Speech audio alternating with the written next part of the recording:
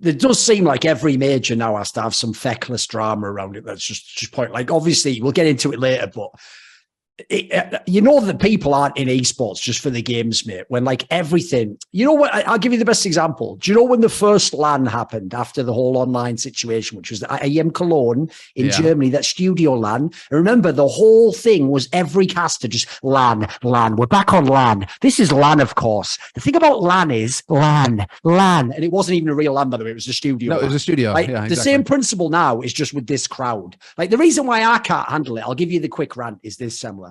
Because they already did this from ESL for 10 years with the fucking polls. They told me they were the magical superior people who just can create a crowd that's by the way, I don't get it myself because I've been to like the Columbus crowd that was amazing. I've been to every Cologne one that was a banger every time. I don't really understand. By the way, you know, on some fucked up angle there, if someone actually wanted to push the agenda against Carmack, is that some sort of xenophobia, mate? That only your people can be an awesome crowd? But no, wait. Because now it turns out when you have to pander to probably the most fucked up crowd of all time, the only one that will chant in unison, you take it up the arse, implication being that's a really bad thing to do. What the fuck game are we playing right now? 23 plus CSGO. It's mad, isn't it? I know. So like, that's the only thing that soured me a little bit. The games are all good. The teams are interesting. The actual CS is great. I'm all into it.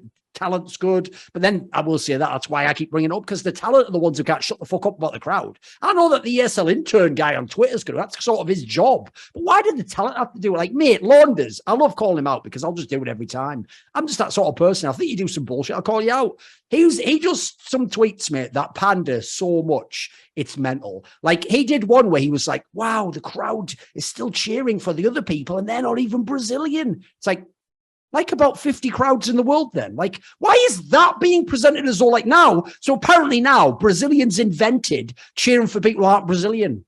This is mental, mate. This is just mental. I mean, look, I do know he was in the fucking Blast Royal Arena where it's like, if it's in Australis, fuck them, even if they're Danish. Maybe to him, that was like...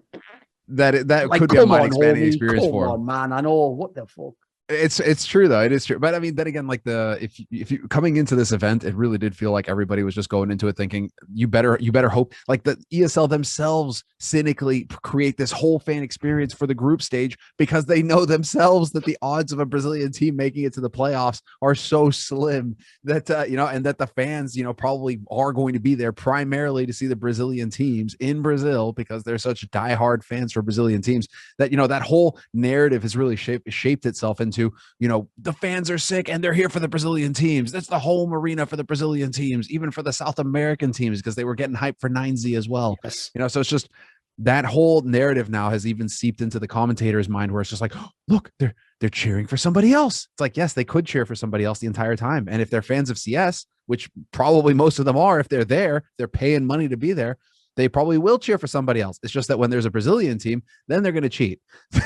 That was also the joke I was going to give you, mate. I was going to make people think that I'd been converted because, spoiler, if you look at the actual results, did my take age like a motherfucker or what? I told you, actually, I don't think home crowds do help you. By the way, the entire Last Dance lineup across those two Brazilian teams, last place, 0 matches won, of course. So that means by your own logic, I'll use your own logic against your fans. That means Imperial and Zero Nation are extra shit because they had fans actually like buoying them up and they still couldn't win. No. The joke would be this. I was mistaken, guys. I apologize. You guys were right. When you said that the crowd would help their teams, I naively thought you meant, with energy, metaphorically, they'd make them feel confident. I didn't know they would literally help them because here's a detail people get getting lost on. It's the classic by the numbers approach when we'll break something down. One of the tricks people love to do is they'll pick a fact and they'll use it as a distraction to pretend there are no other facts involved. So I'll give you an example. You might have seen that people were talking about the fact that like, oh, you can't hear anything inside the headphones. You can't hear people chanting. Here's what they said, Semmler. It's very key. You can't hear people saying stuff like go B. You know what? I agree with them. I'll bet that's right. But you know what they didn't mention, Semmler? You can still hear if the crowd goes, ooh, on unison as you put your crosshair over a guy who's hiding behind the vent on Nuke. That's the problem, you see, guys. You're right. If you could hear someone just going like, you go B and then one's flanking behind it with 2 flashes, yeah, that would be a real big problem. But it's also a massive problem. And by the way, it was basically admitted, those IHC guys said it. I heard a few other people comment on it. Like, I think that for real was actually affecting the games, because the IHC one's the one to me. I know IHC is not some top team or something, but mate, they were playing really well in this game. They were out playing 0-0 Nation, and magically 0-0 Nation just kept coming back in these rounds and winning clutches. And it's like, because the entire crowd was just trying to cheat for them. It was so wild. And in that scenario, by the way, I will always blame one person, and it will be the TO. It's not the fans. Because here's the problem. It's the TO's job to stop you being able to hear those people. Because as I've told you on these past episodes, we're just not tennis, are we? We're not a sport where you can actually get people to agree. Come on now, everyone be quiet and have a bit of decorum. First of all, it's not the country for that anyway. But you can't get them to do that anyway. Everyone's 16 and they're all in fucking idiot off the internet and they've never been punched in the face. Well, maybe not in this crowd, but you know. And so, yeah, that whole thing is like, I hate that, mate, because it's not that every player can hear it, but when I know it's even possible at all, it's like, now everything's called into question. Is that a genius 1v1, or did you hear someone, you know, like, it just ruins the match for me. It kills the integrity of the tournament. Once you know that it's possible, it does kill the integrity of the tournament. And I think we're reaching the tipping point where tournament organizers are going to have to start rethinking it. We're gonna have to start looking at the trade-offs again, right? And we spent all week long talking about this because it happened in TI, where in TI, the Dota 2 International, in case you're wondering, that's their world championship, the most prestigious event, massive prize pool, everything on the line. Yep. And it became appallingly clear that the players could hear the commentators. It was one of the few times, right, that they didn't have the booths that they normally have, because it was in a different location. Yeah, exactly. They could hear the commentary clearly, and in a game like Dota, if you can hear the commentators saying like, "Oh, they have double damage rune" or something like that, yep. That's they're doing Roshan or something. Yeah, exactly. Sort of situation, and that's critical information. And you have multiple examples of how that could have tilted matches, and it just calls into question the integrity of the entire tournament. And we're having that exact same situation here, where once again, people seem to just expect that they don't understand how, like, all right, so the way that I see it is that booths, you put booths in so that you can blast commentary to the crowd, because the booths are going to stop the commentary. It's going to make it much more difficult for the players to make out anything that the commentators say. What you don't understand, unless you've been in this environment, is that when the crowd cheers, it's a physical thing. It's you can blast white noise and have sound canceling headphones. That doesn't matter. You feel it physically when you're on the stage, when the crowd goes nuts, or when people are oohing or awing or whatever. When you get 1,000 people oohing, you know, really putting it in, you feel that. So there's no way to limit players. You know, booths wouldn't change that. The headsets won't change that. The players are going to hear that and feel that kind of experience. So people keep saying like, oh, well, the answer is obviously to put, you know, why don't they have the booths? That they don't understand that the booths are just there to mitigate the commentators. Because then that's that trade-off, right? Because the other form of cheating is obviously, if you don't mitigate the commentators in games like Counter-Strike, Dota, League of Legends, where information is critical and not everybody has access to the information, so that some stuff is secret. If you're saying the secret stuff out loud, that can help the opponents, and that fucks the entire thing. So you have the boost to negate the commentary. You don't have the boost to negate the crowd. The only way I think you can do this is either we're gonna have to start asking those questions again. Do you just take out the commentary from the studio, from the stadium entirely? Do you remove commentary entirely? I mean, here's the thing I have. There's two aspects I have that are a big problem for me. Well, let me do that. Let me do the two real quick. Because so it's just like you either have to cancel out the commentary in the arena, and so then commentary is no longer a thing. You don't have to worry about boosts. You don't have to worry about information getting to the players that they wouldn't have through the game itself or through the fans. Or, and I think we've talked about this in the past, you actually do have to take the players off the stage. And you have to put them under the seats or something like that, where maybe they're close to the arena, so that when, you know, the big winning moment or whatever happens, when they hoist the trophy, they can walk out and hoist the trophy. But you need to take the players away and put them in a place where they won't be able to actually hear the fans. They won't actually be able to be impacted by the fans at all. And start, do we go all the way and say, okay, integrity is of the utmost importance for our tournament. We need to do everything to maximize integrity.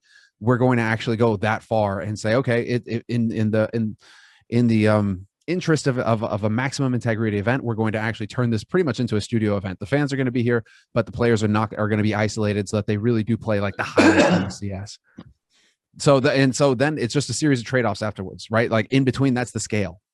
And so you keep the players on the stage, but then you have to think about everything else. And so somewhere along that scale, it's taking the players off of the stage and putting them behind the stage, or putting them under the seats behind the stage, or something like that, where they're a bit more isolated and they can't really interact with the fans in any way. And we have to figure out, like, we have to have that discussion again. Where on the scale are we going to be in esports? Because esports is not sports. It doesn't work that way. You can't, when you need to keep certain information hidden, otherwise it compromises the integrity of the game. Sports isn't like that. You see the ball, you run after the ball. It's simple. Everybody knows what they're doing. It doesn't work like that in Counter-Strike, and we're actually dealing with this because I think it's like the first time that we're really getting stadium events with 10,000 fans or thousands of fans. Like stadium events. Like, how do we handle this balance? How do we balance this to have a fair game? Hey, sorry, go ahead, go for it, dude. Right, the problem I have is this. Like, I agree with all that premise. Like, you have to rethink the whole thing. And here's the key thing: not from what happens in sports or esports. It's like you said, it's a unique scenario. We need like a new solution. So the problem is, we'll get to that in a second. One thing I'll just say is this: one thing that does piss me off, because as I alluded to before, I have always thought it is incredibly whack that the same ESL that host the Cologne event always go, of course, our best events kind of eats it. The fans. Incredible. Now they go, Brazil, we love you, the best fans. Like, why is like your home country the one getting the shit? It's the best event by far. Well, we both know why, every metric. So this is the thing I can't handle about it. When have you ever heard this problem happen at Cologne? Can someone explain that to me? When did the following things ever happen at ESL Cologne? Fans en masse cheating. Fans shouting things that, by the way, in the modern day, not my words, would be described by governments like the ESL German government as literal hate speech. Why is that just a thing that we have to accept now? Why is it where you're taking a fan who's just joking doing this or whatever? But spoiler, like, I bet 1 billion people there were doing that. I bet loads of that shit. I mean, we're laughing about the fans giving middle fingers to players. Like, oh, that's a cool thing now. You got a bunch of people, the fans are flicking off the players, and that we're gonna be like, oh, I love that. It's like, what the fuck are you talking about? Why are you doing that? Why are you saying that that's a good thing? You should be shouting the fans out and being like, hey, fuckheads, don't give middle fingers to the players. Like, why are we condoning this kind of behavior?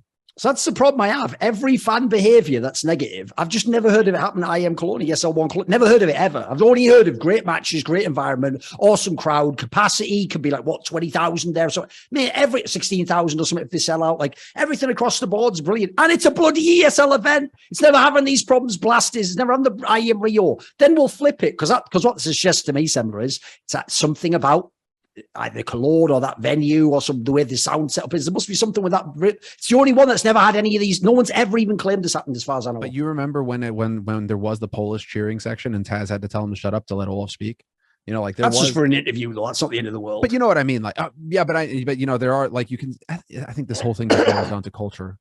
Like, this whole thing just boils down to culture. And like, you see the culture, and like the European culture is like high trust environment, like very, very culturally homogenous in a way, because everybody understands like we're going to kind of behave in this fashion. And maybe because it's further north, people tend to be quieter, so they're not as hype. Like, I don't know, there's a bunch of factors that can play into it, but you're right in saying that Cologne doesn't have these issues, and probably because you're mixing a bunch of different cultures together, right? You're getting the French, the Germans, the Poles, like everybody from Europe is traveling, and then you get some North Americans that are flying over as well. You get the Brits, you got everybody involved in Cologne. It's a true international event. Holy shit, the first time ever when multiculturalism was a sort of strength almost. So found one way. It must be the exception that proves the rule, I guess. There you go. Exactly. There's always an outlier. I agree with what you said, though. The thing that does tilt me the most is just this notion that all we're allowed on the menu to choose from is other Counter-Strike events, other esports games, or just sports ball. And I'm so bored with the sports ball angle, because I'll give you one that might really bake your noodle, guys. For all we know, maybe soccer would have twice as many viewers if they actually had like a better setup,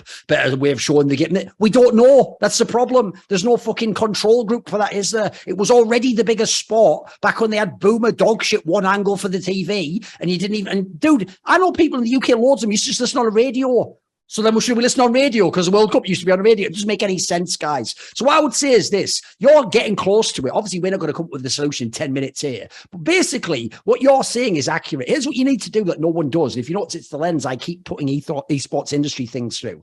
You know, when me and Monty made the Flashpoint format, that one where it was like 3 different group stages with selections for the groups between, and then you went into a double Olympia. The reason we did that is because we sat down before we did the whole thing and said, what type of tournament do we want? Like, do we want one, for example, where upsets can happen? Do we want one where usually the best team's going to get through? Do we want one where you create rival? We actually sat down and said, what are we selecting for with this format? That's what you need to do with your setup. So what the thing you're getting to here, that's a very key point people are missing, is, yeah, you don't want the players in a hermetically sealed box with no fan interaction and just white lights, and they don't even see their opponent, because in that scenario, look, it's not the same as being at home because you're not as comfy as at home, but you won't have any fan component. Like, for example, I imagine you probably won't have the same sort of panic and fear, and the Cloud9s and the Rourkes of the world won't be shitting themselves, and the Fallens and the Phases of the world won't have that little 10% extra edge. Yeah, that's true. So what we're saying is we want to get rid of the cheating, but we want to still keep some of that. And we also want, because the players tell us it's so important, and I don't disbelieve them, I just don't think this is important to me.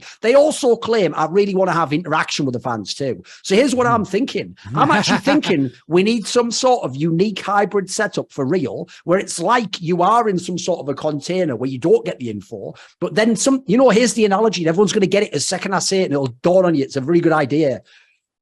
Remember back in the day in CSGO, before they changed it, where at the end of the half, they opened the mics for both teams, didn't they? And everyone, yes, back then used to just talk shit and all that, because but the point was, when you knew it was coming up, you'd quickly get ready. Right, get ready, and then you get everything you can in there. Fuck him on, and then quickly it closes in it, right, play the next half, right? I'm not joking. Remember at Blast when we were there in 2020, they were doing that like frosted glass in a clutch, so you can't look at the guy's eyes, and then it unfrosts after. Something akin to this, some kind of a building where the logic would be like this, Semmler. Either the sound is piped in, and maybe you instantly, like the walls that were like, you know, glassed and clouded suddenly become like transparent, and you can see the fans. So basically, the idea would be fans would know the second the round ends, the defuse happens, the last kill happens, that like glass busts out like that. Or we pipe the sound in, and then you all shout like, yeah, Carrigan, whatever. You could do something like that. There could be some sort of a compromise. Like, I'm willing to work on an idea like this. I just feel like the real problem, like I said, if you go right back to the beginning, is do TOs want to be lazy and just pick something that worked before, we know how that works? Or do they want to revolutionize? Because I actually think, by the way, if you could somehow fix this issue, we could go to the ultimate level, because CSGO is already the best view at esport. If we could just get rid of these silly cheating things, we'd have no problems at all. Who the fuck doesn't like major Counter-Strike's the shit? So I even think we've just got to have something of it. And the reason why we don't, by the way, and this has been somewhat, you'll have found this yourself, it's the saddest part about the esports industry. You know, everyone tells you, Semmler, that they're all in the esports industry because of their passion and their love. Spoiler, people who are super passionate and love it don't have to tell you every single day. That's what people who are liars, who want to cram it in your head that's where they're like, and convince you. That's what they do, convince you and convince themselves. If you ever meet the execs in esports, the producers in esports, the team org runners, most of them in the modern day aren't there because they're some veteran from esports. They aren't there because they love Counter-Strike. They're here because they wish they were doing FIFA and doing the UEFA Cup finals as a TV producer for Sky or something for football. They wish they worked in Formula One, Semmler, as an executive with all those sponsors. They wish they didn't work at fucking Rogue in the LEC. They wish they worked for Manchester United in the English Premier League. So the problem is, because that's their real dream, they're just trying to do everything like that sport, and their end goal is get out of this fucking shit thing with all the kids playing video games and go there anyway. So sadly, that person I don't think is the guy that's going to do what we want, which is revolutionize the game, come up with some amazing new setup. By the way, if anyone does it, you will be heralded as a genius. I'm telling you, you could have such an impact on this industry. One thing, though, that we do need to highlight, and it does have to be taken into account as well in terms of just a cost question.